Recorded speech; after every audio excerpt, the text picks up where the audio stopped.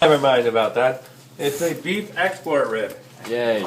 Beef export rib or bone-in beef ribeye. So you can say bone-in. Nice. Bone-in beef ribeye or beef export rib would get the job done. Nice. All right. Oh, that's going nicely. We made this. Can we sample before we leave? No. No, that's Good enough. $3.29. Let's try I remember those days. Coming along wonderfully. Glory days. Number 2. Beef top round. Top round. Beef top round or beef inside round. And what would you do with this? Roast. Roast. What would you do with the ribeye? Grill. Roast or grill, steak. Grill it. Yep. Good. Number 3. Shoulder claw. Beef shoulder clod. There's the top blade. You see it?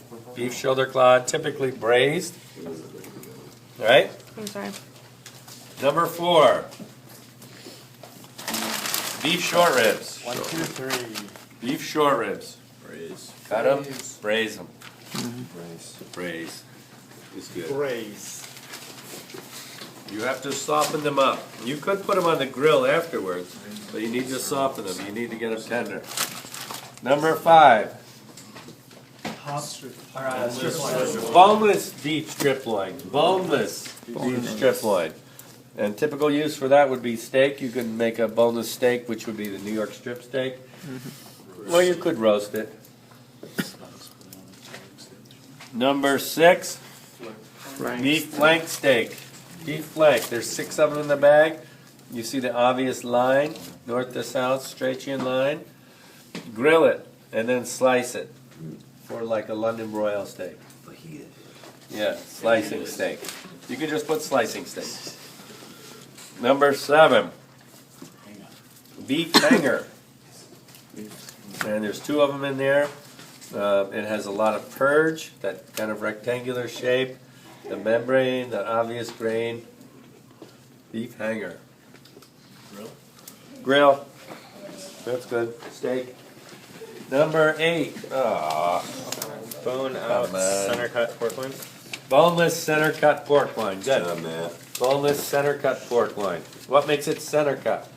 Because you took off that edge of. Sirloin end is cut off, and the blade end is cut off. It's shorter than a full primal. Boneless center cut pork loin. What would you do with it? Tie it, roast it. You could butterfly it, put stuff in it, roast it. Yep. Roast. You can also make portion cut boneless chop or cutlet. Yeah. On the final exam day, what you're going to do is you're going to get a half of one of these. You'll tie it into a proper roast. 1-inch space knots, all in a perfect row. I'll grade that. Then you'll take off all those knots and denude it. I'll grade that. Then you'll take it and cut it into portions that will weigh 3 to 4 ounces. Exactly. If not, I'll grade that. All right? So cutlets. Thickish cutlets. Number 9. Center cut pork loin. All right, this is boneless center cut pork loin. This is just center cut pork loin. So you say bone-in, it's not. You don't have to say bone in, but if you, I'm not going to take points off if you put bone in. All right, but all you have to say is center cut pork loin, and this could be made into chops, made into roast. You could bone it out and turn it into its components. Okay? Sure. Not too bad. Number 10. Small. Lamb top round. Lamb top round. Very small. You're going to see this today when we bone out our lamb. Lamb top round. What would you do with a lamb top round? Roast. Roast would be typical, or maybe cutlet or steak, kebab, lamb top round. Very nice. Number 11. This is a veal shoulder. Veal shoulder clod, or just veal shoulder. How many of you put veal top round? Yeah. All right. Now, if you look at it closely, you look at different sections, different muscles going every which way. All right. Even though it's kind of denuded, it looks like a top round. You got to look at it. There's muscles going this way, then that way. All right. So just think of that. There's a lot of motion muscles together, a lot of directional change in the shoulder. Right. So it's the shoulder. The top round would have all the muscles going one way. All right, it would be one solid piece. All right, so good. Veal shoulder braise stew. Number 12, smoked ham hock. Smoked ham hock. All right, and that would be used for soup or flavor agent. Cook it with greens. Smoked hock. All right, soup. Can I use kill? Huh? Can I use the word kill? Kill. It's already cured. It's cured and smoked. So you would put it for flavor. That's for flavoring. Number 13, smoked, boneless smoked pork loin or Canadian bacon. And what would you do with this? Slice it and pan sear it. Or you could bake it like this with a glaze on the outside. Honey, little stuff with it, vegetables. Nice. Number 14. Lamb square cut shoulder. Yeah, lamb square cut shoulder or lamb square cut chuck. Either one would be correct. Chuck or shoulder is fine. And pretty much every cooking method, you could make it as a braise or a roast. You could cut it into a chop and grill. So it's hard to get it wrong as far as cooking method. All right. Number 15. Beef tenderloin pismo. Peeled side muscle on. Beef tenderloin pismo. And that would be typically turned into medallions or steaks, filet mignon, tornado, or possibly roast. All right, you could turn it into a roast. Number 16. You tripped us, chef. Another one of the beef hanger. I won't do that on the final. There will only be one of everything. Don't worry. That's not my goal to trick you. The It's final not be too like much. this amount of stuff. It'll be 15 of these. Okay. This, that's a beef top blade. Beef top blade. All right? Beef top blade for braising. You could divide it and turn it into flat iron steak, Yeah. but beef top blade. Simple. Number 18, beef brisket. Brisket can be slow cooked as barbecue or braised as a pot roast. Brisket can be cured and then sliced as corned beef. It can be cured and seasoned and made into pastrami. All right, a lot of different uses. You could cut it for stew. Inexpensive. We even grind them sometimes. We mix them in with leaner meat to make a good grind. So it's less quality. Would you turn it into a steak? No, no steak. All right, it's braised, braised, braised. Simple answer. Number 19, veal sweetbread. Veal sweetbread. There's a couple of them in there. Poach them, peel them, press them, pan sear. Just poach is a fine answer. All right. Do you understand poach? Yep.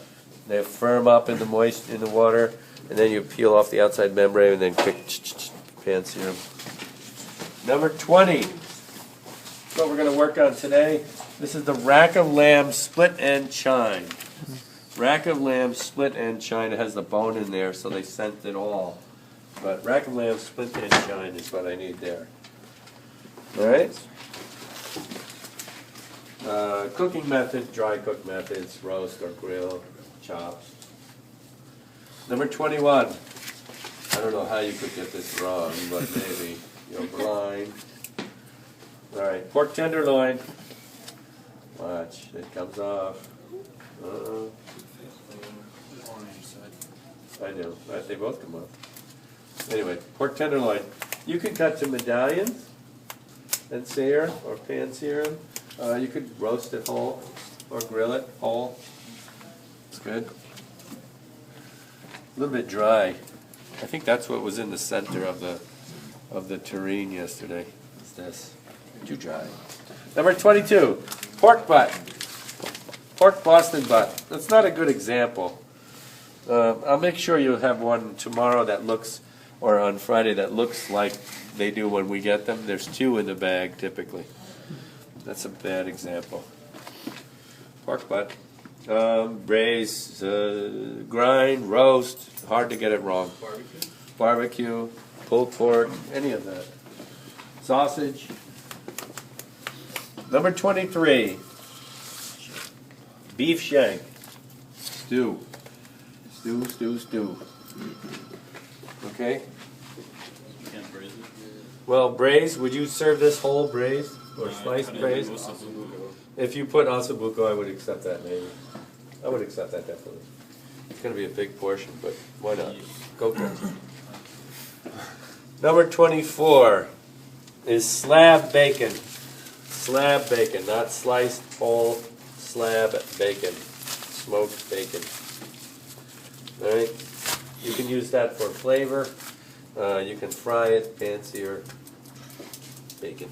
You know bacon. Can you tell it's bacon or pork belly? Well, it's smoked. It's cured. I would give you one that's more, looks like that. You know, you see the cure? Right? I'll give you a big one that's a little firmer. That's like mush. Take it off your hands. Number 25 is pancetta. All right? What would you do with pancetta? Slice and eat it. Yeah, it could be ready to eat. This one is not, though. This one's not set enough. So I would put flavor agent or pan sear. Pan fry. How do you spell it? Pancetta. Pancetta. The way you pronounce an Italian word with two T's, it's almost like you have a stop in between the T's. Pancetta. Pancetta. That's how you say it. If you want to say it like an Italian. Huh? Do like Giada de Laurentiis and say every job. She said a wonderful job. She says everything in perfect English. And then when she gets to Italian mode. Anyway. The next one is prosciutto di Parma. Alright? Not just prosciutto.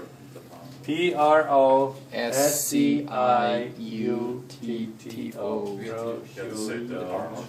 No. But it is. See? It's got the Parma crown.